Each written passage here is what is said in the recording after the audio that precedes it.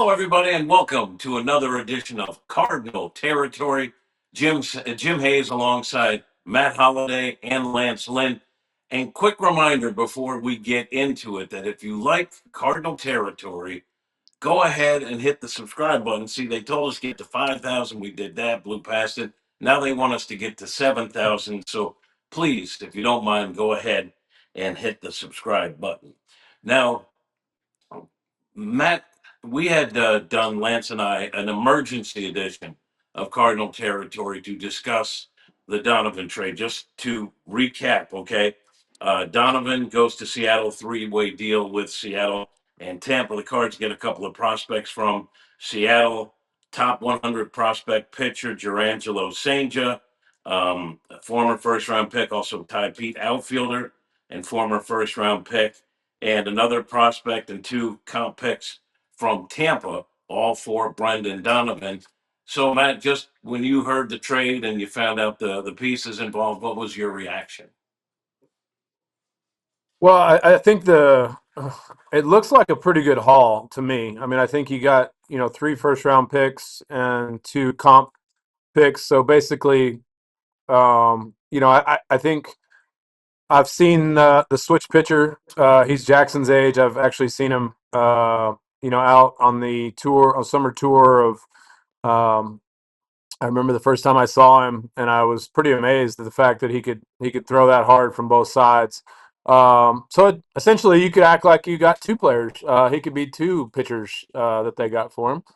So that'll be interesting, I think, for fans to follow a guy that obviously I think he throws harder right-handed if I remember correctly. I think he's more in the mid 90s right-handed and low 90s left-handed. I could be wrong. Um, I don't know much about Ty Pete. I know he's a good athlete, or the other kid. Look, it's you're trying to get the most you can out of Donovan. I think essentially five players. Um, so we'll just see what they turn into. I think this is when you talk about like a guy like Juan Soto trade with the Nationals. They got a bunch of guys from the Padres in that deal. And some have worked out really, really well. I mean, they got James Wood and I think C.J. Abrams in that deal. So this is one of those trades that you'll probably know more about it in 2 years, 2 years from now, of whether it turns out to be a good deal. But I'm interested to see kind of moving forward now that the payroll is under 100, and what is the plan? I mean, I clearly is a rebuild. Are they going to trade JoJo? I think you're going to talk about that. Another guy making a couple $1,000,000. You start talking about a payroll in the bottom half of the league. So you're building up the minor league system, I guess, with prospects and younger players that are, kind of major league ready with a couple of the pitchers from the Red Sox. So all in all, it looks like, you're bringing the payroll down. Now, what's the plan moving forward? Are you going to wait a year or two to jump back into the free agent market? Where is the revenue, or where is the money going to go, or how do you plan on getting this team back to World Series caliber team? Because right now, when you look at it, you keep trading your best players. Um, you're not going to compete as for a playoff spot. And I know that Kyle Gibson somehow thinks that even though they keep trading all their best players, that there's a path to the World Series. I don't see it, and I appreciate Kyle's um, his optimism, and I appreciate Lance telling the truth. So That's awesome. That's awesome. I I I'm just interested to see where it goes. Like I said, I mean, obviously we're covering the Cardinals. We played for the Cardinals. We love the Cardinals. But right now, like I looked up the payroll. You're gonna be under 100 million, and I don't remember the last time they were under 100 million for the payroll. And a good portion of that payroll is being paid to players on other teams, and then you don't have anybody under contract past 2026, I believe. I think they have no guarantees on any contracts past 26. For an organization like the Cardinals to not have any commitment past 26, payroll under 100 million. which is going to go drastically down next year. Based on some of the guys coming off the books. What is the next step? And that's to me is interesting. So as for Sanja, Heim Bloom did say that they haven't decided. Well, with Seattle, they were saying he's better right-handed. He does throw better or harder as a right-hander. Lance kind of laid out, I thought, an interesting detail. It's hard enough to be a pitcher instead of being a two-way pitcher. So we'll see how that shakes out. But Lance, you have said all along that this was a rebuild, a teardown, and now we see Donovan gone. And if you look at what Heim said he was going to do, he's doing it. So assess how Heim is done with the plan that he put out in place publicly.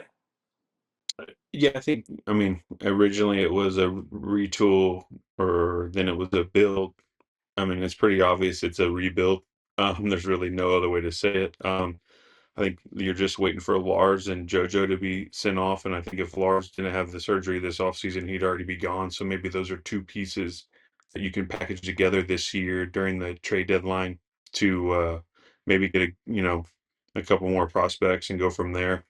But yeah, I mean, when it started, he had multiple guys that had no trades that he was kind of stuck with, right? Let's see, he tried to do the best he could with that. He got a couple big league ready pitchers, had to eat, a good chunk of money. So hopefully, a couple of those guys pan out for the money they paid in the trade to get it down and get it done. The Donovan trade's going to be the main one. That was kind of like, hey, this was I didn't have to do this one, if that makes sense. So we're going to have to see how this one pans out, and that's going to be the big. You can't really grade the other trades because of the no trade. This one is, hey, I did it because I thought it was the best for the organization. Blah blah blah. It's not something that had to be done. So I think that's going to be the grade for Heim moving forward. And none of those guys are big league ready, and probably won't be until 27, most likely at the earliest. And that most likely will be the pitcher, maybe the college outfielder. He kind of grades as a fourth outfielder, platoon type guy. So the center fielder, what was his name? The good athlete. He's got a chance to be something, I think. The power numbers are coming up. He's young, needs to put the ball in play a little bit more, because he can run and do some things. So it's wait and see. I like the comp picks they got. It gives them more draft capital. It gives them more, you know, uh, of the money that they can use in the draft bonus pool. And you can do some things there. So this could be 6 or 7, or a, he can do some weird things with this.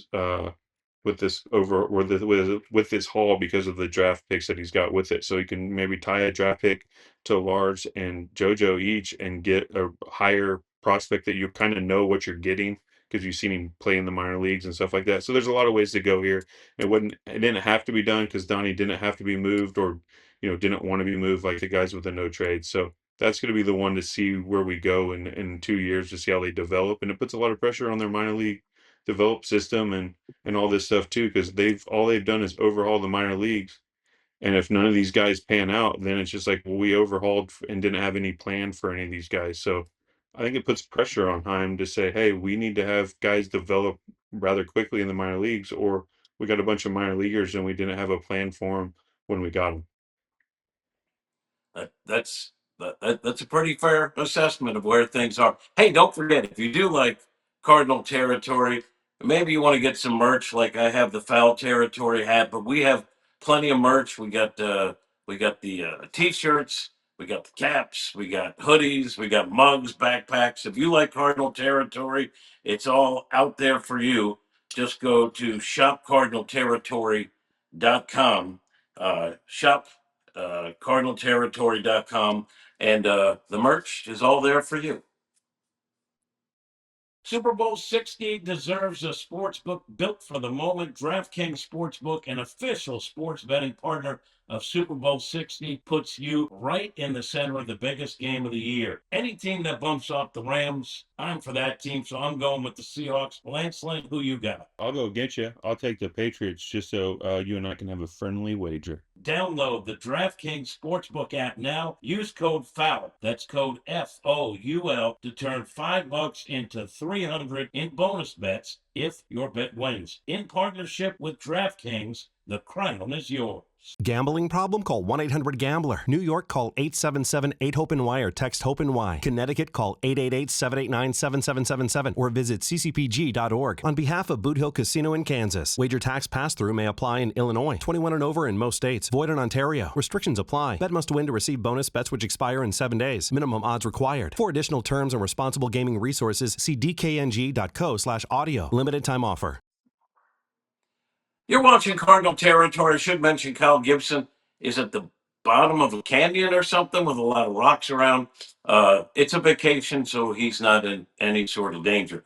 But one of you guys mentioned earlier, JoJo Romero. We touched on Lars Newpark coming off surgery. Maybe not the best time to deal him.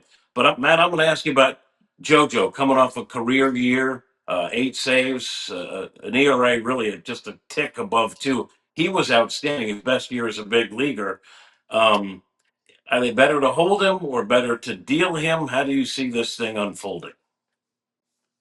Yeah, I mean, I think it just goes back to what the return is. I think it's, I think depends on what people are offering. I think sometimes with relievers, it is best to strike and maybe try to optimize value after coming off of his best season, because relievers tend to be a little more volatile with performance.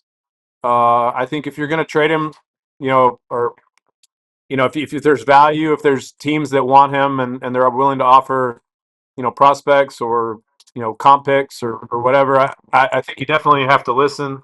We've talked about this before. It doesn't do you any good to have a closer or a dominant reliever on a team that's not really trying to win. I mean, you may as well. I mean, whether you win 74 games or 77 games because you have a good left-handed reliever, I think at this point, if you're not going to win if you're not really going for it, it's best to optimize value on players like him. So I think I would, I would look to trade him and get the best deal you can get. And um, again, we talked about it. Like, whether you have him on the team next year or not, it's not going to move the needle on whether you somehow make a playoff run. Kyle might think so, but I think Lance and I would both agree. So, Lance, I think you said Donnie might have been the tipping point. Maybe it's JoJo, but you said if they deal those guys, then we know this is a gut rehab, right? This is not fixing up the foyer or sprucing up a guest bathroom. Yeah, no, I think Donnie was the start of the or rebuild. I said SF. If you trade Donnie, it's a rebuild. Obviously, I thought they might have packaged JoJo with someone else to maybe get a little bit more in a deal. But like Matt said, relievers, their years they can go up and down rather quickly. If you trade him now, they get a full year of him.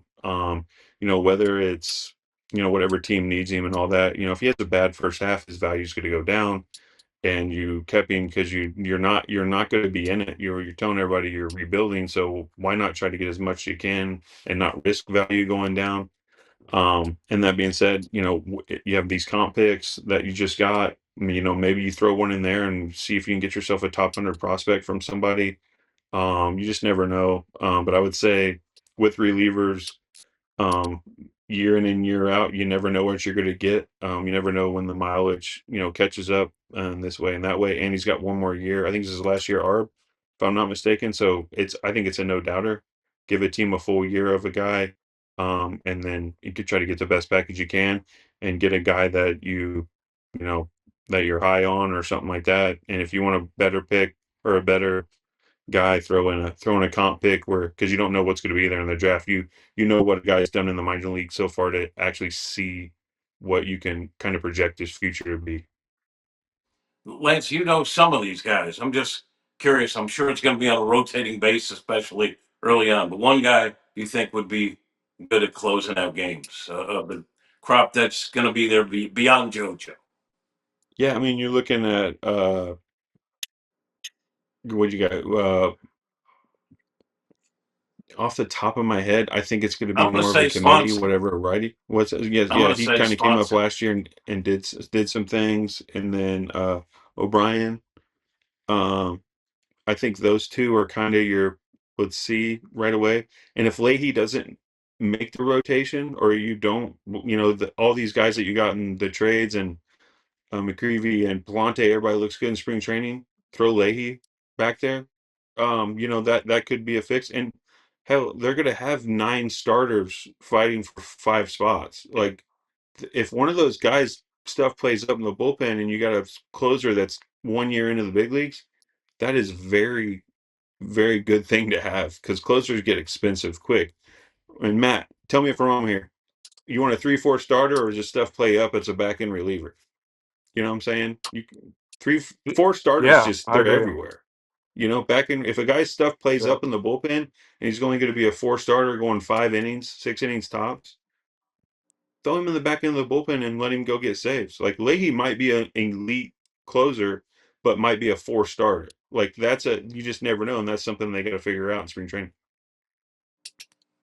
One of the things too that time has said is still out there, right-handed bat. And Duhart just signed with the Padres. He seemed to be a good fit. Some of the names out there, like for right-handed bat, Hoskins, power guy, veteran, which they could use in the clubhouse, plays a little outfield. Another guy who I think is still living in St. Louis is Goldie, first base only. And the Cardinals have guys they want to see at first base, but a right-handed bat, very good splits, against lefty pitching. Matt, when you're looking at right-handed guys, who do you think would fill the bill of guys that are still out there? Maybe. Yeah, I mean, I think the problem you have here is the guys that you mentioned. Are they? I mean, they're going to be later in their career looking to try to play on a winning team. I think obviously if no contenders are interested, I doubt Goldie, um, is wanting to come back and sort of play on a rebuild. I'm guessing he's looking for a role on a team that has a chance to win the World Series.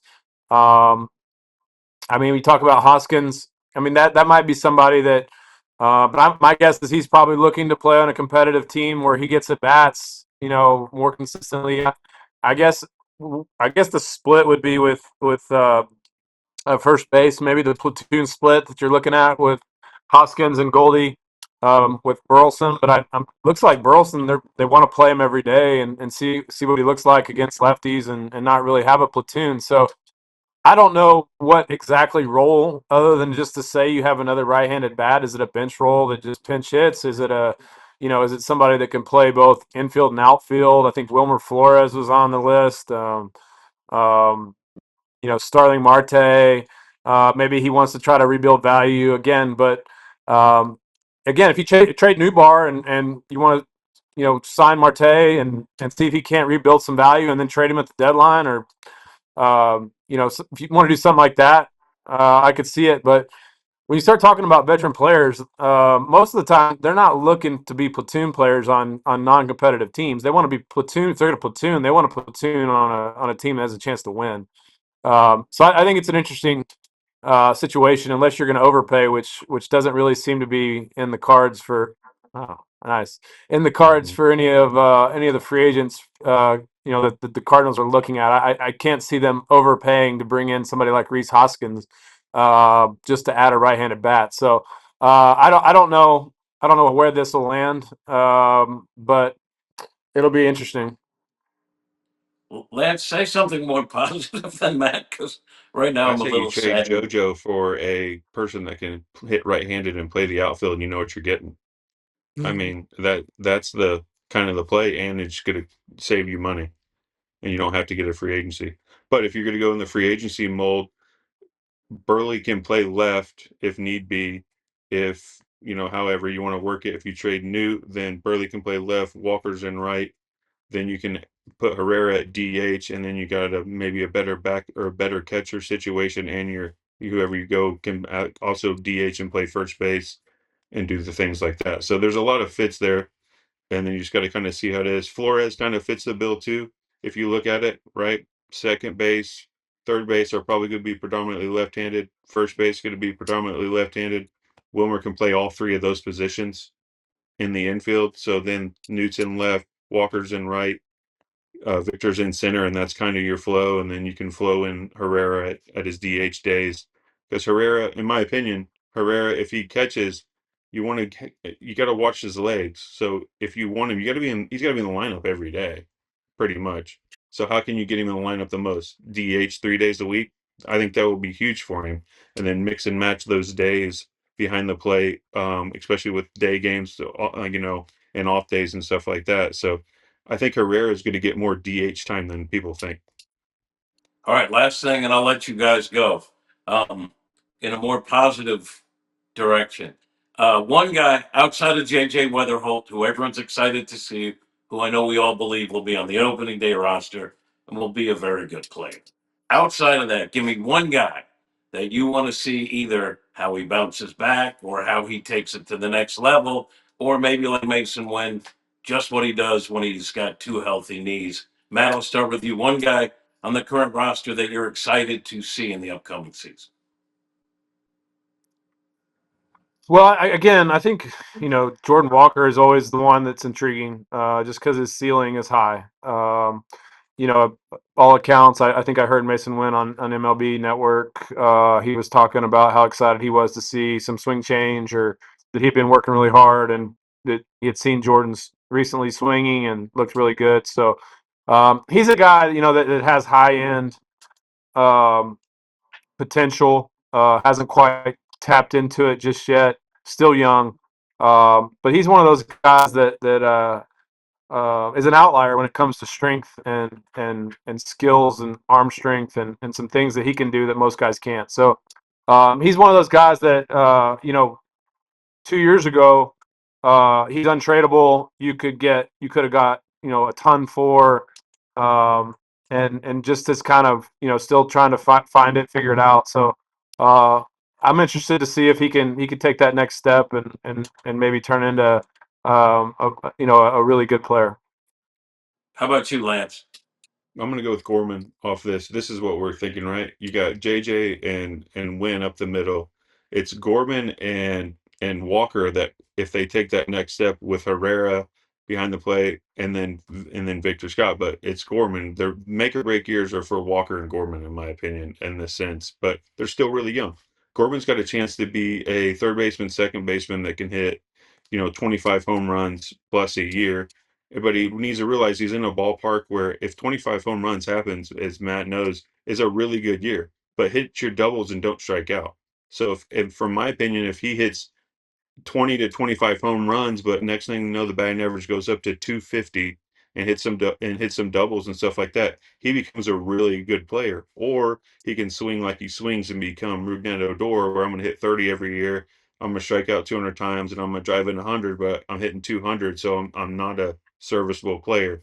I think he needs to wrap his head around of, hey, if I hit less homers, but my batting average goes up and I hit more doubles, I become more of a productive player instead of just going for the home run at all times. And I think he's capable of doing that, but he got it in his head that he needed to hit 30. And when you try to hit 30 in Busch Stadium, your batting average goes down because you get a lot of fly balls to the track or a lot of swing and miss trying to drive the ball a little too much instead of just go gap to gap, do your thing. And when the ball goes, it goes. And when you go to Cincinnati, Milwaukee, and Wrigley, have a good weekend. And next thing you know, it goes from 25 to 29, 30.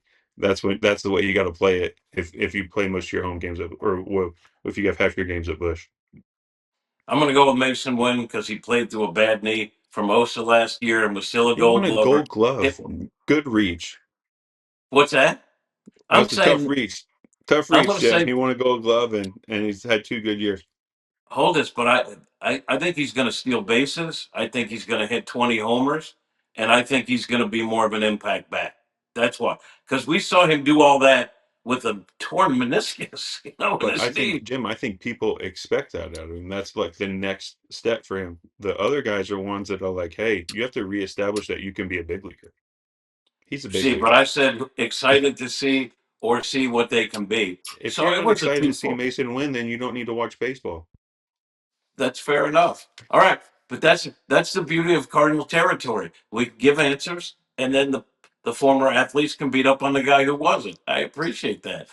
Gentlemen, thanks for the insight. Always great talking to you. That's going to do it for this edition of Cardinal Territory. We'll see you next time. Hopefully that episode won't suck.